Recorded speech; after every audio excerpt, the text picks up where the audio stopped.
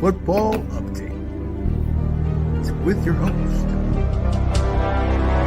Sean Spencer and Alex Loosemore.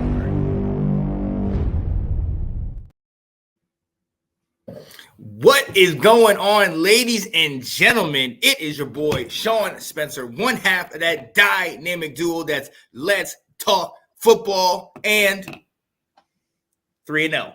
Let's go. Yes, sir.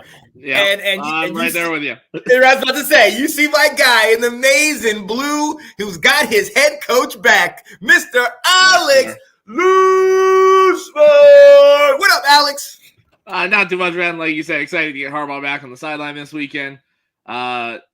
See if he kind of whips these guys back into shape after a questionable start last weekend. Man, a great week of football this past weekend, and this weekend coming up. Oh my goodness! Yes. Oh man, I think I sent you that little thing, that little Homer thing the other day. All those games, I was like, wow, what? All this is coming down the pipe. But look, we're getting to that point. It's week 4. I mean, conference games are coming in, ranked games are going on, and with some of what we saw this past week, some of these positions might be changing up and down, man. Oh my goodness. Oh my goodness. Did you have a good weekend, man? Oh yeah, I had a really good weekend. I mean the Lions game on Sunday was rough, but it is what it is. Michigan game, it was kind of like, it was kind of what I expected, honestly. I thought we'd kind of overlook them a little bit. They'd give us their everything, and then we pull away in the end. And, I mean, Saturday, I was glued to the couch. I was watching college football all day long. So that was well worth it.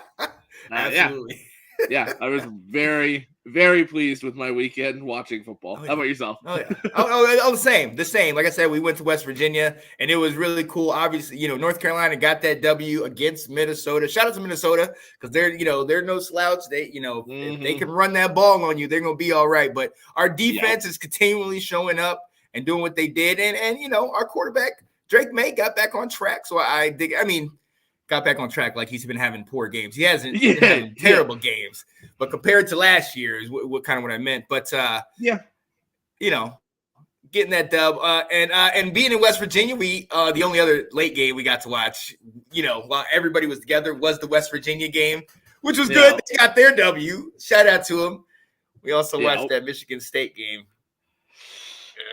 Yeah, I watched it for about 5 minutes, and I was like, that's all I need to see. That's, Wasn't pretty. Was not pretty. But look, that's we got to get – statement. Yeah. We got to get into storylines, and that as a perfect segue, man. College football storylines. We touched on a story a week ago. My dear Catherine came on here and talked about her guys and, talked about Michigan State and what's going on with them currently. And currently, looks like he's going to get fired, Alex. It looks like they're going to give him the axe. I don't think any information came out that changed things. What are your thoughts on this finally going through that process? I think this is a cop-out to get their money back. I think this is fully what it is because the more I look into it, that phone call where they're saying all this stuff transpired, came out that it was a 36-minute phone call, and it didn't happen at the end. Yeah. So you're trying to tell me all that was non-consensual, and you stayed on the phone that long after? Right. That's a little questionable. I think this is just a way for them to get their money back, and I don't think this is the end of it, because if they do fire him here, I'd put money on the fact that Mel Tucker's going to sue them and go after them for it. Okay. Because realistically, like we said, we alluded to that last week. The guy went 11-2. You guys jumped out ahead of everything and gave him the contract. Respect, but then he hasn't had the recruits. He really has not lived up to what I guess they expected from him. Winning 5 games each of the last 2 years, maybe something like that. Yeah. Yeah. So he's really struggled. But at the same time, you're like, well, this year he didn't start off awful. You know what I mean? He started off 2-0. It looked. I mean, against lesser competition, but still, you didn't even know if you're going to have a Central quarterback. Michigan isn't a slouch. Like, well, right. Yeah, they haven't played as great this year as I expected. Yeah. So I don't know. We'll see, because I kind of agree with you, Nathan, saying politics. Look, at the end of the day, we all feel the same way, whether you like Michigan State or not. That contract that they gave him after one season, it was insane. It was ridiculous. I'm sorry. In my opinion, he hadn't warranted that contract, and for them to give that to him was on their part. But now it looks like they're trying to come back and renege and say, this happened. You know what I mean? Yeah. But like Kat said, I think it's kind of rough because of the fact that there is a history of that. So this is kind of something you can throw and say, hey, we don't want this here. But it's like, did that really happen? This ain't the same thing. So, yeah, I totally understand why they're doing it. Like, I mean, like you said, with the backstory, with everything going on. But at the end of the day, you're firing somebody with just cause, but we don't know if it is just cause. Yeah. Right? Like, yeah, you're deeming it way too early. You scheduled a hearing for, if I'm not mistaken, it was early October, and now you're just going to get rid of him before it. This is super questionable to me. And I mean, I like Mel Tucker as a coach. I was kind of sad when he went to Michigan State, because I was like, damn, like he might build something. Obviously, it hasn't necessarily continued that way, but if it comes out that he isn't in the wrong for this, then I feel so bad for Mel Tucker. But if it is all true, then he deserves it. So it's like I said last week, it's very much a wait and see game. Yeah. Nathan said, it's like Vince giving Bret Hart all that money and then turned around. Yeah, I changed my mind. I can't pay you what you want. Yeah, but he didn't. Yeah, I see. I understand the comparison there, but there's too many different circumstances going on. Yeah, it does make sense, Nathan. But I'll just leave it at that. Yo, Eric said, not sure I buy into the witch hunt. Either way, consensual or not. Why is your married head coach pursuing the person that brought in to teach players about harassment? Yeah, well, and that's a very questionable part of it too. But the other part that kind of confuses me is, from my understanding, this happened like months and months ago. Like, we're talking back like March, April, somewhere in there. They were still texting back and forth. She sent him like Happy Father's Day text, stuff like that. Like, she was sending, like, they were going back and forth. And then the timing of it is really weird, because it was once they postponed her little seminar with the team to January. I'm not trying to like defend Tucker here, but I'm just like, I want to just toss everything out there, because what Tucker did, whether it was consensual or not, still weird. Let's get that straight. That's, absolutely. That's something you shouldn't really do. But it's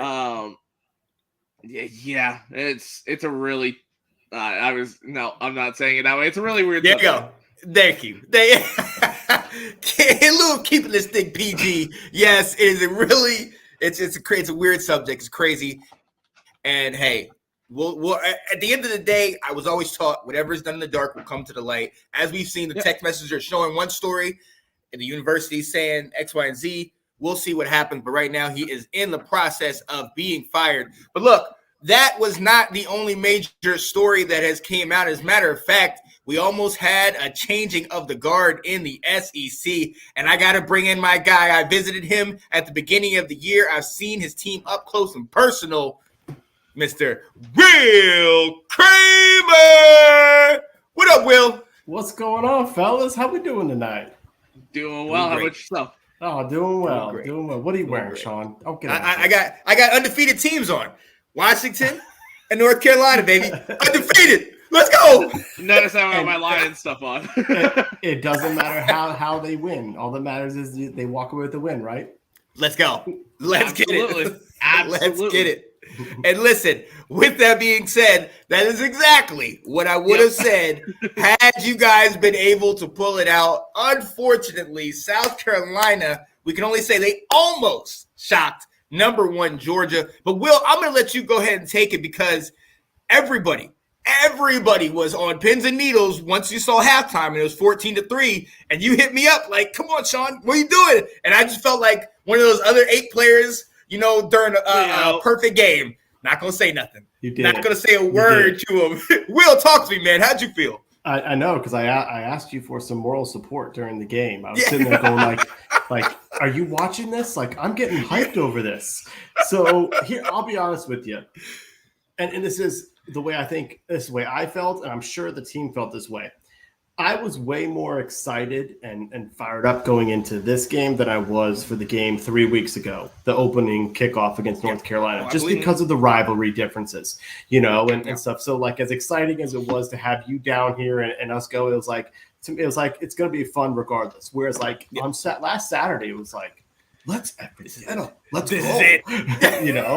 And that also is because while the wins and losses does not suggest it's a rivalry. When these two schools get together, I mean, the fans come out, they turn out. It is a big deal to the fans, and so there was a buzz, about this game, and so I certainly think that helped the start of the game and the fact that South Carolina came out firing. I also think there's a reason why Juice Wells should have played against North Carolina, but he's been hurt. That he did not play against Furman for a reason. They were holding him back to unveil him for this game, saying this is where we want you. And so it was great to see him out there. It was also crushing when your first drive you score a touchdown with him, and then that's it for the rest of the game. You're like, he's the biggest playmaker, even though everyone has now heard about Xavier Legette. Like Juice is the bigger playmaker, and you saw the impact. So that was tough, but it was great to see them compete, to be honest, because they've gotten ran out against Georgia before. Last year, people were pretty fired up for this game, and I think it was like 21-0 in like the first quarter. And so the fact that they were able to compete and they competed, they won the first half. They went into they basically, Shane Beamer said this. He was like, we said the goal was to get to the fourth quarter. If we can get to the fourth quarter, then anyone can win the game. And they were there.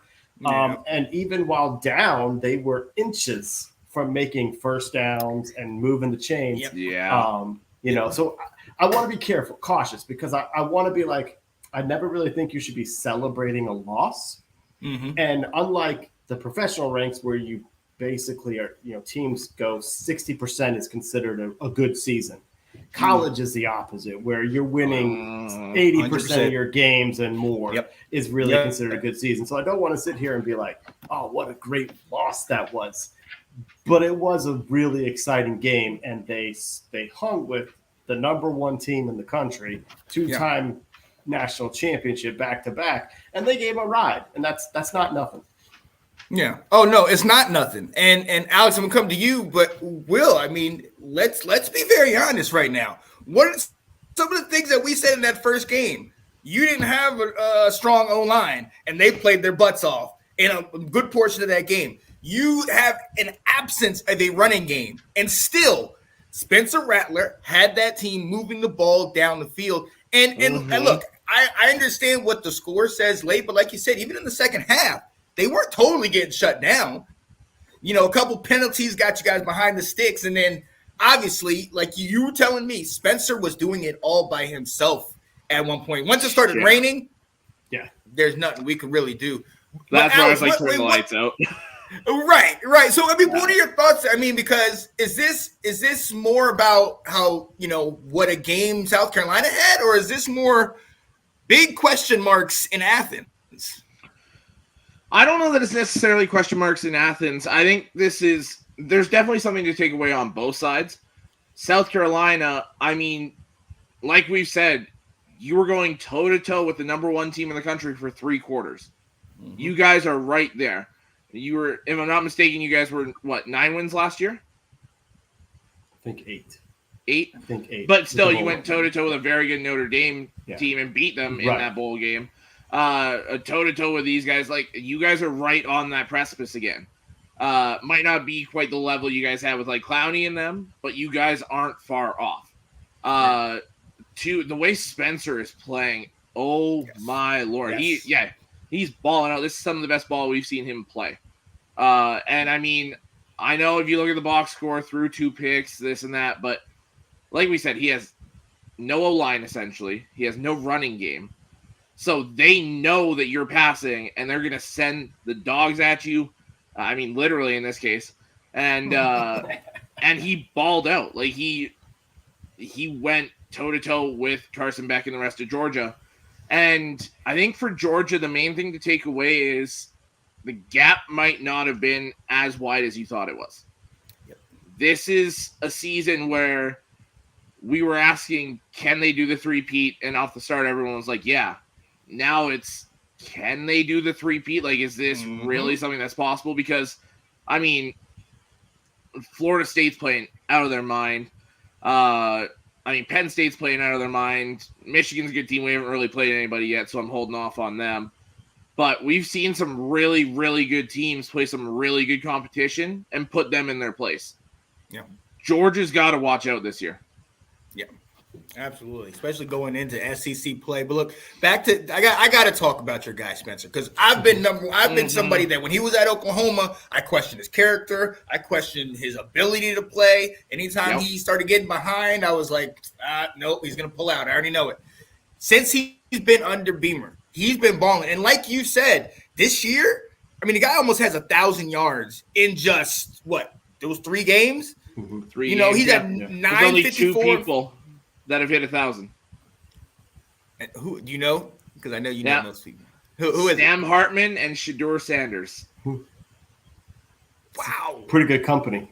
Yeah, to be chasing right now. Exactly. And look, we've seen Sam Hartman and we've seen Shedeur Sanders and their offenses. They have weapons. They have weapons all over the field. But like you said, Juice is your main guy. And for the most part of this season, Will, he's been out. Shout out to Leggett. All I knew in week 1 was number 17. Who is that number 17? I just got to get this guy. But he is a playmaker, and I'm glad he's getting his attention. But at the end of the day, you know you don't want to celebrate a loss. But there was a part there. I can't repeat some of these messages you sent me. But you were hyped. You were hyped. You were like, that's right. That's right. That's right, that rookie quarterback. You want it. I mean, like we said, you don't want to celebrate a loss, but that's one that you don't hang your head on. That's one where they've got that saying, like, chin up. That's one where those South Carolina players, while you lost, should be proud of the way you played. Right. Well, and it's so I want to start with talking about Rattler, because you're right. Like, I mean, what we saw out there is continues his progression, and it really changed at the end of last year, where they no longer have the offensive coordinator they had last year, and he's the offensive coordinator in Nebraska. And guess whose offense sucks? Like, there's a common theme here. And all of a sudden, at some point, like late in November, either Beamer told the offensive coordinator, you're not coming back, or he took the reins and said, we're going to change our play calling. But something flipped. And it was the Tennessee, and they got destroyed by Florida. And that was like, we got to do something. And then they came out and played really well against Tennessee, played really well against Clemson, won those 2 games, played really well against Notre Dame, and the offense got going, and Rattler came alive. And you saw that on Saturday, some of the same offense from the end of the previous season. Some of it has to do with the fact that they don't have a good running game, and they basically, in this game, unlike the North Carolina game, because Sean, I kept saying this, I was like, abandon the run.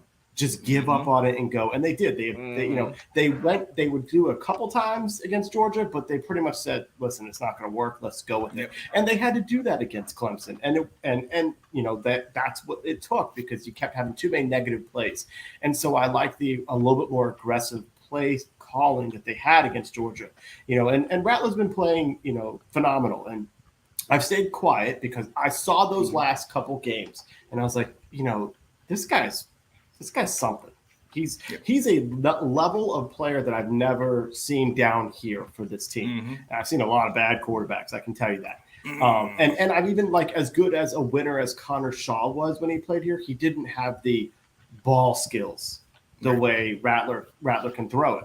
And so I've stayed quiet. But as we talk about NFL prospects, I've been sitting there listen, if I see what I saw at the end of the season into this season, we need to be considering could he be a first round pick, a second round pick, one of the add to the list of quarterbacks that are coming out in this draft that are just studs. I mean, this is the year in the NFL to not be good. Because if you need a quarterback, they're coming out of college.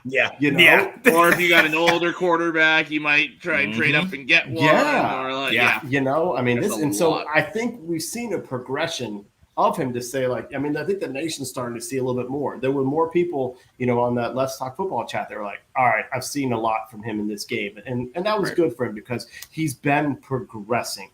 But like you said, holding, chin up there, they started a true freshman at left tackle in Athens, Georgia. Oh, wow. Yeah. And he got named, I think, SEC Freshman of the Week. Now, maybe because not many freshmen are playing, but the fact is you were on the road and performed well. They don't have a good offensive line. It still continues to be an Achilles heel, but they're bringing in some pieces. I'll kind of pause after I say this because, Alex, you talked about the gap getting smaller. And they know what they need to beef up on, and the offensive line is one of them. And they had 2 freshmen this year. Tree's already in there. The other guy's out for the season. He just got hurt. They've got 2 more coming in next year. So they're bringing in the folks to compete because eventually in the second half they wore down. And that can be expected if you've got a freshman out there. They don't have the strength, but they're getting closer and closer to what they were back in 2010s when you mentioned the Clowney days. And it was a fun game to go to. Oh yeah, absolutely, absolutely. I see the message you just sent, Alex. About there's 5. So there's actually 5 quarterbacks over 1,000 yards. Wherever I got that other info from was wrong. So first is Michael Penix. I don't know how I forgot about him. 1,332 yards. Shedeur Sanders is second, 1,251. Jeez. The third one is from Hawaii.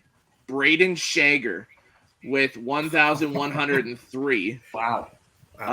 Fourth is AJ Swan, somebody we've talked about multiple times. Vanderbilt, yeah. 2 yards behind Shager, 1,101. And Sam Hartman's fifth with 1,061. There's a couple of guys just behind. And I'll be honest with you, I've heard you all talk about him, and I have been I don't want my NFL team going after him, but he has played a whole lot better this year. So, and maybe a situation where I didn't think he was that great of a passer at Indiana. And so I didn't buy it watching at Washington. It's I'm sleeping during those games. Pac-12 at night, baby. Yeah. Not me. So, but he's certainly doing a lot better. So I've got my eyes on him as well. Just like maybe in the opposite situation on the East Coast now. Some people got some eyes on Spencer going, oh, what are we seeing here? Oh yeah. Look, I first time I really saw him, because I had the same thought as you, man. The 2 years ago he had that one during the pandemic season. He had the one play against Penn State or something where he's diving towards the goal line. The picture on our Going for 2 video. Yeah, exactly. Yeah, And so that was the only knowledge I had. I didn't get big on him till our guy RG3 called the Michigan State Washington game last year, and Penix, that was his coming out party, and he coined the phrase "Big Penix Energy." So I was like, "Oh, RG3 likes him.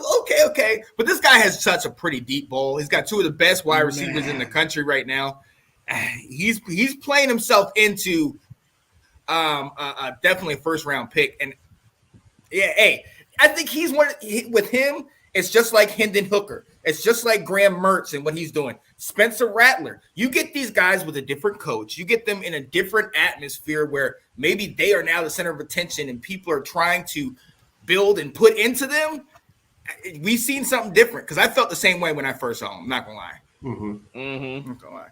But look, let's go ahead and move on because this week I felt like was the week of the upsets. And this is a short show, so we're going to, just knock out a couple of these quickly.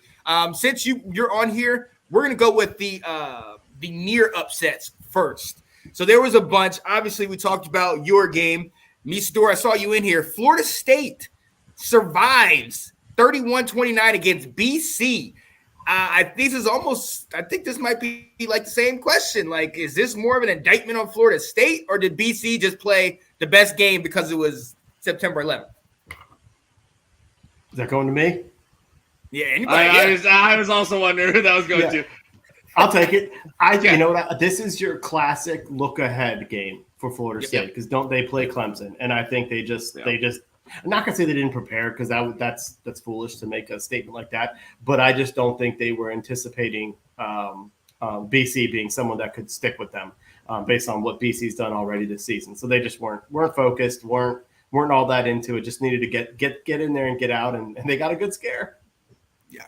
Yes. Yeah. I mean, the big thing too to look at is when you've got these teams like Florida State, like these teams at the top of the college football world right now, and you've got a team like Boston College who might be playing for a bowl game, but probably not.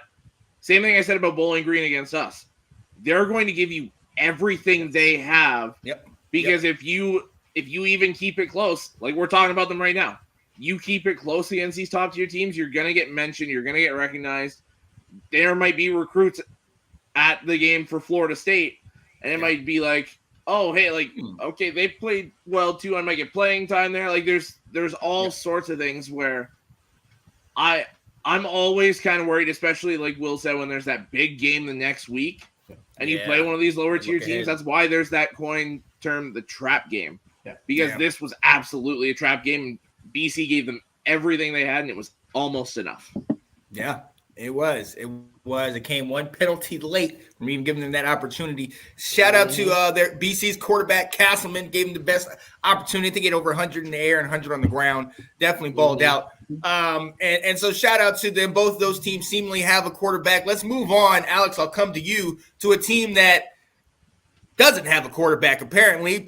Who had all three play this year. Alabama almost got super shocked by South Florida. I think they held them to like 3 points early in the game.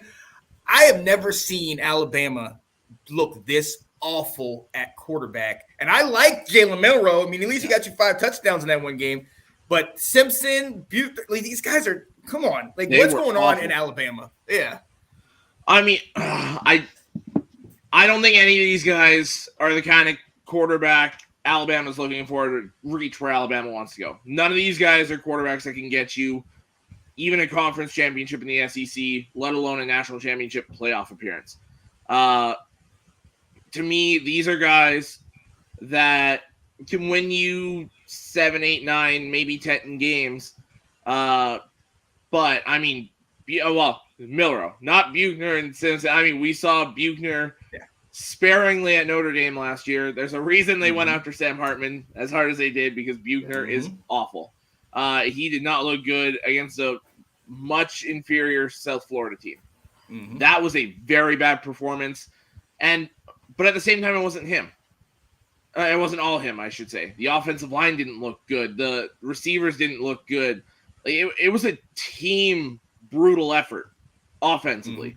Defensively, I mean, anytime you hold a team to 3 points, especially when you're on the road, good on you. And especially with how bad the offense looked. So, I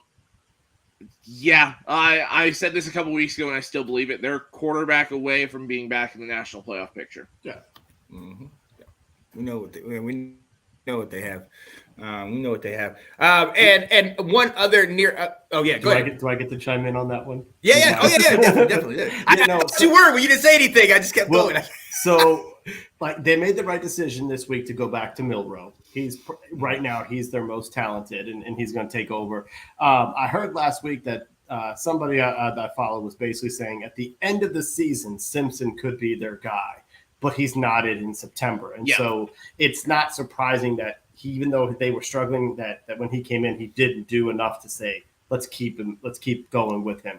But like you said, they're a quarterback away from being a big time contender. But also remember, this has happened to Alabama before. They've had some shaky quarterback play, and I think they even like it wasn't Mac Jones. Was it Coker? Did they have a guy named Coker a couple of years ago that all of a sudden played big and come in November, or like all of a sudden Saban has played quarterback carousel before, and they've still been able to do their thing. So it's September, like no, but it's like you can say this does not look like a national championship contender, but you never know with Saban and what he can do.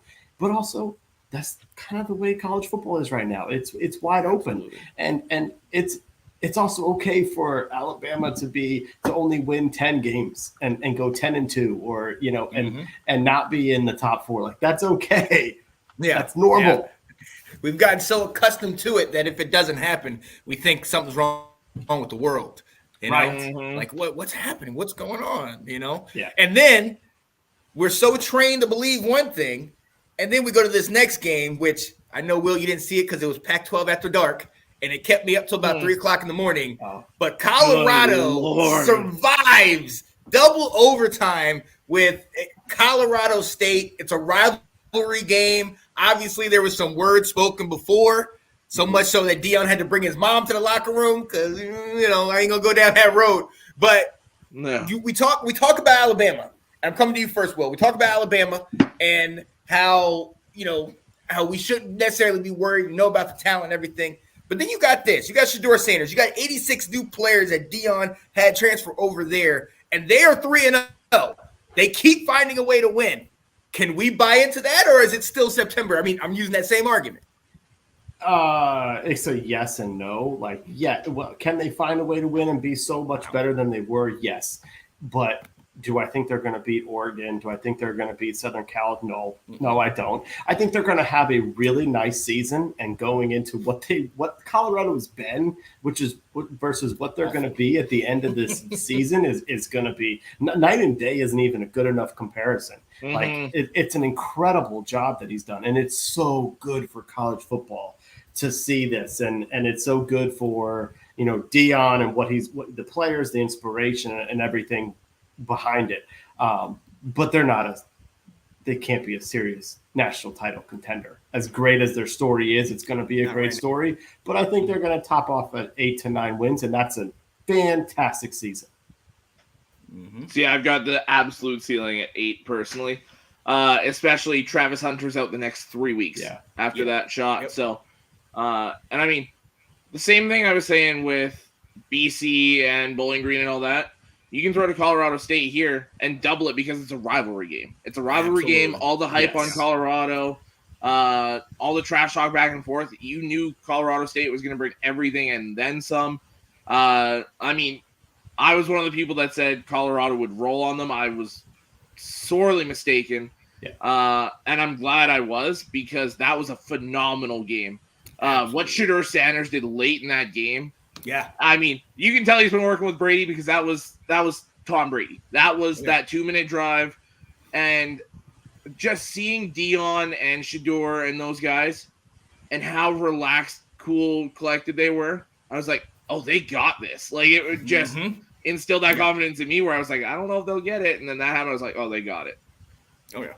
And that's one of the things that I thought was just so interesting. Like, I remember when the Colorado State got the punt at the 2-yard line, and I was like, okay, 98 yards. 98 yards. Like less than 2 minutes. Can he do this? Can he do? And as you start to see him, and he's hits one, hits two, gets a penalty, they bring him back. But it's that certain feel, and I don't want to sit there and say Tom Brady. I don't want to say Joe Montana-esque, but you had a feeling like the penalties aren't going to do anything but just help open up the field for him. He's going to get it down the field, and the way that it looked as he drove them down the field and then still had to get this guy, I'm so excited that these guys are playing up to the expectations that they have, and they're shocking everybody, because each week is a shocker. I totally agree. I don't think they can win these next 2 games without Hunter, because, shout out to Weaver. He's been trying to get in there. I mean, but Hunter is clearly their number one. So I think that's going to be interesting going in. But like you said, it's a great story. And once he gets some big boys on that D line. Once he gets a solid running back and a running game, next couple of years, watch out for them. For sure. You want to talk about some of the recruits he's bringing in? I saw something today. He had the number 1 quarterback for the class of 2025, who's been linked almost exclusively to LSU and Michigan, was at that game Saturday night, and Colorado is quickly climbing up the board for that quarterback, Bryce Underwood. Absolutely. Yeah. And Dion he brings, I mean, he is you look in the dictionary, you look up the word swag, and it has to be Dion's picture. Yeah. You know, I mean, he's just so cool in everything that he does. And he's always been that way. And it's just, I think it's awesome for college football. But like what this thing is, he's just bringing the recruits in. We also got to mention, Alex, you've said it, and then it was said, Sean, you posted something about Colorado on one of your pages where like the game is set up for him to have instant success. With the transfer portal, this can happen. If he were to be at somewhere else, he would not be getting the Travis Hunters to come join him. So it's set up for him to have quicker turnarounds. But it's still it's just good to have some more parity in college football. College football needs these types of stories because they're always going to have up and down programs, but they need stuff like this to just because people get sick of the same marquee schools. They do. They do. So real quick, those are near upsets. We want to go to a couple quick upsets since it's SEC. Obviously, Missouri kicks the longest field goal in SEC's history, 61 yards to shock and upset number 15 and last year's Big 12 champion, Kansas State. That's craziness. I mean, I'm excited. And Luther with Burden, I mean, he's been balling out since a year ago. Are they more on the same line, or is this just a really big game by Missouri? We see what they did against Georgia. Alex, I'll go to you. I mean, I think Missouri's a solid team. I don't like they're middle of the pack in the SEC, but that's a solid team in most conferences. Yeah, I agree. I mean, they've got a good coach. He came from App State. He built something there, where he kept going what they're doing. So Drinkwitz is a good coach. It's just they're in a tough situation, in the division that they're in, the conference that they play in. So, but they're a solid team, and people just they've forgotten. But this was kind of you need to win this game. Like Kansas State, awesome, great story, but like you can't be considered serious if you're going to lose to them. In my opinion, being an SEC fan that I am, you can't lose to the Big 12 like that. Also, Texas just became the runaway favorite for the Big 12. I feel like that's the case. I mean, you could say Oklahoma's got a shot. Maybe that Red River rivalry is the deciding factor for the Big 12. But Texas has got to be the runaway favorite at this point. Have to be. Absolutely. And staying with the SEC, do have to talk about this game. By the records and by how the teams have been playing, this is an upset. Florida taking down number 11, Tennessee, 29-16. But if you watch the game, Florida came out. They ran the ball down Tennessee's throats. And if you look at it, Tennessee hasn't won in Florida in multiple years, 20 years, 10 trips, something like that. Like, it's been a while. Yeah, now their last 11 visits to the Swamp, they have not won. Yeah. So while this might seem concerned, go ahead. I wish I had known that going into college pick'em. I mean, the numbers have been out there, so how I missed it, I don't know. But this may not have been as much of a shock as when I was flipping channels. I was like, I told my wife, hey, these night games are terrible. So whatever we want to do, let's go do it. And then all of a sudden I flipped on this and I was like, whoa, what is this score? But Alex and I have said it. Beware of Milton. I don't buy it. So not surprised either. His numbers, he still had a pretty solid game, like 20-34, 287, 2 touchdowns, 1 pick. But he's not the guy that when you need him to win you a game, he's going to do it for you. He's the guy that when everything's going well, you'll be a very good team. But if it's got to be on his shoulders, you're in trouble. Yeah, basically. So, shout out to Florida. And I will say this because all of us have had a great view of this guy, extensive look at this guy. Graham Mertz, He's playing good. Like he is. Look at the numbers. Look at the numbers. I know you. I won't. Well, I'll tell them to you. Yes, thank you. I got him right here. Come on. 19 of 24, only 5 incompletions. They're not asking him to do much. The 166 yards, 1 touchdown, no picks. Yeah. QBR 92. He's a game manager. He's getting it done. That's all he needs to be, though. Exactly. He's a solid game manager. Yeah, you had a 2-headed monster in the backfield where you had who was it? ETN, and then I think it was Johnson. Did they both get over 100? If I'm not mistaken, because they were balling out. Let's see here. No. So Johnson got the touchdown, but he was their short yardage back. He only had 12 carries, 23 yards, and a touchdown. Okay. But ETN, 23 carries, 1 touchdown, 172 yards. Yeah, he himself. Monster game. Yeah. So wow. And I like that they're bringing that run game back because that does make Mertz look a little bit better. And that defense showed up. But I do think the jury is out on Milton. I mean, just as quickly as we say about all these other quarterbacks that have transferred and gone to other schools and it's led to success, Milton doesn't show me anything more than he showed me in those couple starts in Michigan. Like he doesn't impress me that much. Right. All right, we're close to the end of the show, and we do this thing where we do our game balls. Will, would you like to? Do you have a no? You're good. All right, we'll come back to you. All right, so Alex, are you good? Yeah, I'm doing mine a little unorthodox this week. So typically the game ball goes out to somebody that wins a game.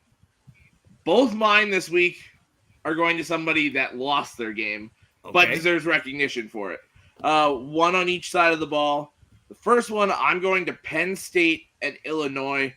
And Jerzon Newton, somebody we talked about earlier in the year, was an absolute game wrecker against Penn State. He is one of the main reasons that this game was so close for so long. Was all up in that backfield playing and tackle, just wherever he felt the need to go, he dominated, whether it was tackle, guard, center. He was making Will Aller's life a living nightmare the entire game. He absolutely deserves credit. He's moving up to borderline top 10 pick for me in next year's draft. Ooh, okay. I like that. You go. My number one also comes from a game and a team they lost. And actually, I think I said this to you that night, Alex. I got to go Colorado State, their wide receiver, Torrey Hunter. Dude had 16 receptions, 130 yards, and a touchdown. And if you watch that game, Colorado State didn't do anything foreign. They didn't do anything crazy. They ran drag routes. And Horton would run a drag route, catch those defenders off guard, and just take it down the sideline. So he even had a passing touchdown for 30 yards that he got. I mean, You see these games, and we all know the whole attention. Everybody's on Dion, is on, Shador, Shiloh, Travis, all this stuff. And you have that type of game, and you're on the other team, the spotlight's on, and he showed up, and he did what he needed to do. And now people will know the name Torrey Horton. Even if this is the only big game he had, he could tell his kids, hey, I almost got us a victory that day. On the national television stage. Absolutely. Yep. Absolutely.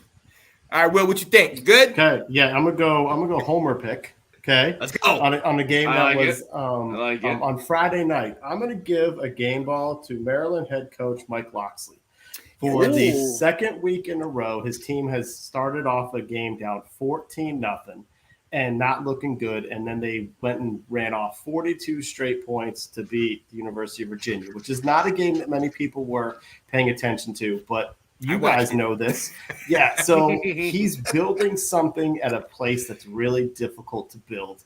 And he's getting more excitement in an area where it's very hard to get people to come to football games. As crazy as people that listen to this and follow college football can think of, what do you mean people don't want to go to games? There's a lot of stuff to do in the Washington, D.C. area, and going to see at best, mediocre to decent Maryland football team is not very high on people's list of things to do, but he's building a program there. He's one win away from going to another bowl game. They play Michigan State, and so there's a real good chance that he gets it here in September, gets him bowl eligible again, and he's really building something. And he deserves some of the praise he's getting because he's wanted that job for years. He got passed over about 8 years ago for the job. He got ticked off, bounced around as an assistant, and got his way back to the program. And he has resurrected them after the death of Jordan McNair and that program being in some shambles. And so he deserves some praise for what he's been able to bring. I love that pick. Yes. Let's go. All right, Will, I see you. All right, man, let's round this out. Alex, you got one more for me? Yeah, so I'm going back to that Colorado State-Colorado game. I'm picking a different receiver, though. I'm going the tight end, Dallin Holker. Yes. 6 catches, 109 yards, 2 touchdowns, came up clutch when they needed him. Yeah. Balled out, man. He was awesome on Saturday. Had to shout him out, give him some love.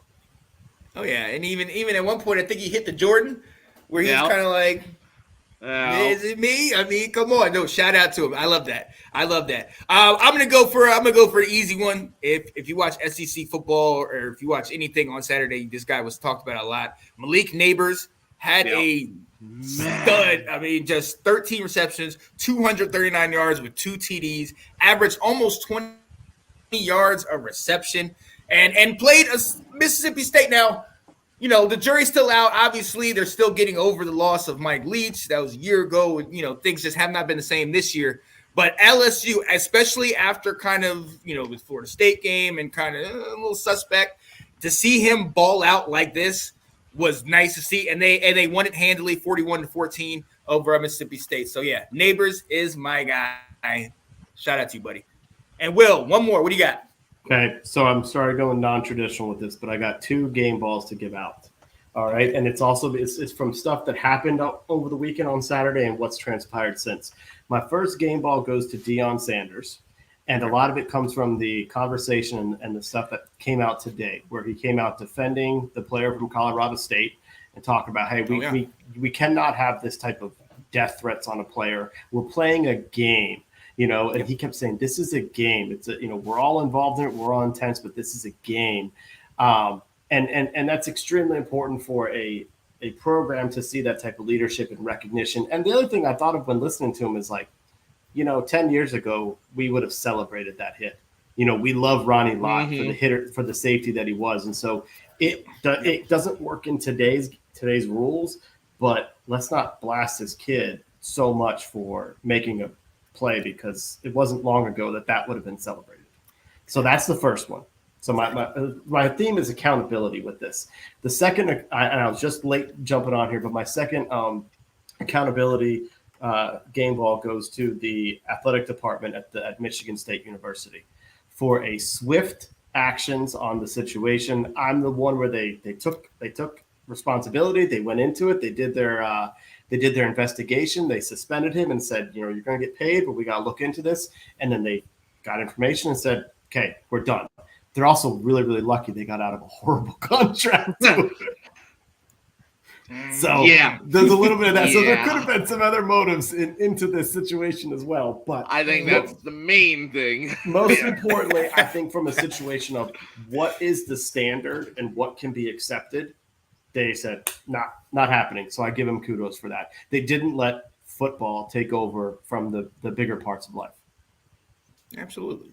I love that. Hell yeah. Oh, yeah. Will, man, it's always nice to have you on the show. Obviously, we'll be talking on Thursday. Yes.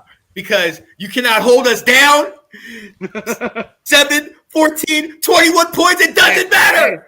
What did I tell you? What did I tell you on Sunday? Yes. But look, like I told Janae, so I had a really long weekend. I worked crazy hours Friday. Then we went to her parents really early. I did not get any sleep all weekend. So when we got back, I actually drove back early that morning to go. I had to go help out Janae over at her church and do some recording stuff. Came home. We went out to Fridays, got something to eat, watched the first half.